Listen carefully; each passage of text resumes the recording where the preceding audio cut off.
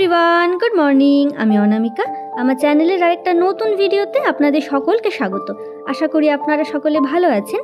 আজকে আপনাদের সাথে নিয়ে আবার একটা নতুন দিনের নতুন ব্লগ স্টার্ট করছি। আশা করি আপনাদের ভালো লাগবে। সকালবেলাটা তো আমাদের চা না হলে চলেই না, তো সেই জন্যই সবার জন্য লিকার চা বসিয়ে দিয়েছি।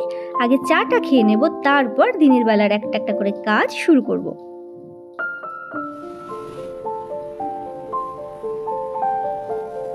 চা খেয়ে চলে এসেছি ছাদে। আমি কাজ করছি আর রিও দেখুন ঘুরে ঘুরে আমার কাজের তদারকি করছে। এই লণ্ঠন জবাটাকে আমি ব্যালকনিতে এনে রেখেছিলাম, আর কয়েকদিন থেকে কিন্তু দু একটা করে ফুল ফোটা শুরু হয়েছে।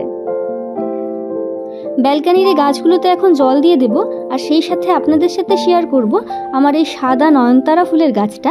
এটা খুব সুন্দরভাবে ফুটছে, তবে সব থেকে সুন্দর হলো আমার ব্যালকনির এই লাল রঙের ম্যান্ডিভিলাটা।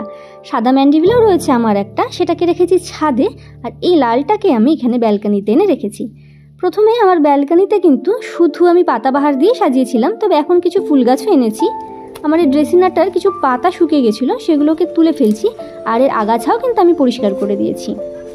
আর এটা হলো আমার এই ফাইকাসটা কিন্তু খুব সুন্দরভাবে গ্রো করছে।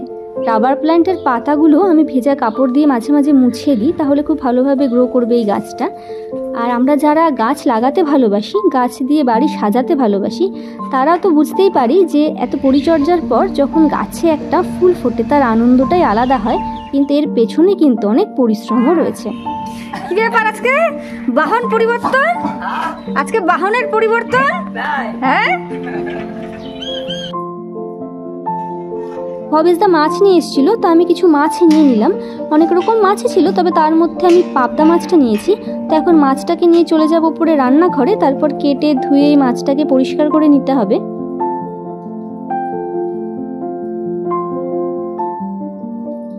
খিরে, কি করিস? এটা কে ভাঙছে? এটা কে ভাঙলো? হ্যাঁ, কে ভাঙলো? এটা কে ভাঙলো শুনি? কোথায় পালাচ্ছিস? কিছুক্ষণের জন্য রিওকে একা রেখে গিয়েছিলাম, আর দেখলেন তো তার মধ্যে কি অবস্থা করেছে। তো আমি চলে এসেছি রান্নাঘরে, ভাতটা বসিয়ে গিয়েছিলাম, ভাতটা ফুটে গেছে, এখন এটাকে নামিয়ে নেব। আর এদিকে আমি বানিয়ে নিয়েছি করলা দিয়ে তেঁতোর ডাল, আর সেই সাথে আলু দিয়ে ঢেঁকি শাক ভাজা, আর পাবদা মাছটাও রান্না করে ফেলেছি। আজকে আপনাদের সাথে আর কোনো রান্নাবান্নার রেসিপি কিছু শেয়ার করিনি, কেননা তাড়াহুড়ো করে রান্না করেছি। ব্যালকনিটাও এরপর পরিষ্কার করতে হবে, সেই জন্য। তো চলে এসেছি ব্যালকনিতে। নয়নতারার যে টবটা ভেঙেছিল সেটাকে আমি অন্য একটা টবে বসিয়ে দিয়েছি, আর মাটি টাটিও ছড়িয়ে ছিটিয়ে ফেলেছিল। তো ভাবলাম সেগুলো পরিষ্কার করার আগে মাটির বাকি কাজ সেরে ফেলি। এই প্লাস্টিকের কন্টেনারটা আমি কেটে নিয়েছি গাছগুলোকে লাগাবো বলে।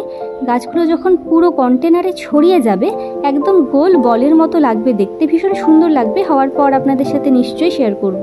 আর এই গাছগুলোর তো খুব বেশি যত্নের প্রয়োজন নেই। যারা গার্ডেনিংয়ের ক্ষেত্রে বিগিনার, অবশ্যই কিন্তু আপনারা এই গাছটাকে লাগাতে পারেন।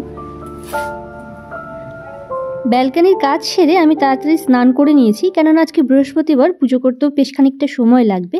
তারপর স্নান সেরে আমি চলে এসেছি বাগানে। পুজোর ফুল তুলে নিয়ে পুজোর থালাটা সাজিয়ে ফেলেছি। এখন চন্দনটা বেটে নিচ্ছি, এরপর আস্তে আস্তে পুজোর অন্যান্য প্রস্তুতিও সেরে ফেলবো। বৃহস্পতিবার যেহেতু পান, কলা, সুপুরি এগুলো তো লাগবেই। তো প্রথমে এগুলোর মধ্যে আমি সিঁদুর মাখিয়ে নিই, তারপর ঘরটা রেডি করে ঘরটাও এখানে বসিয়ে নিলাম।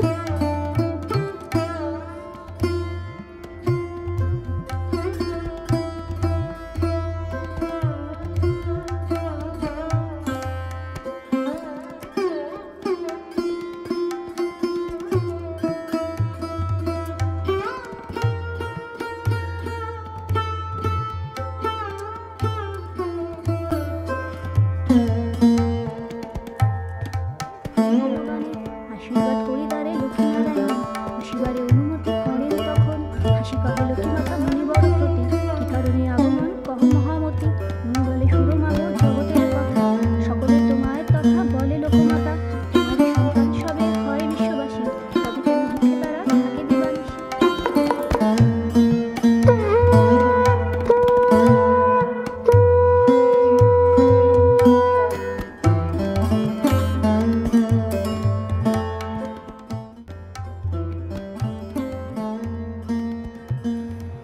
আমার পুজো হয়ে গেছে, সবাইকে প্রসাদও দিয়ে দিয়েছি। এখন আস্তে আস্তে সবাইকে খেতে দিয়ে দেবো। বৃহস্পতিবারের পুজো দিতে সবাই তো একটু দেরি হয়ই।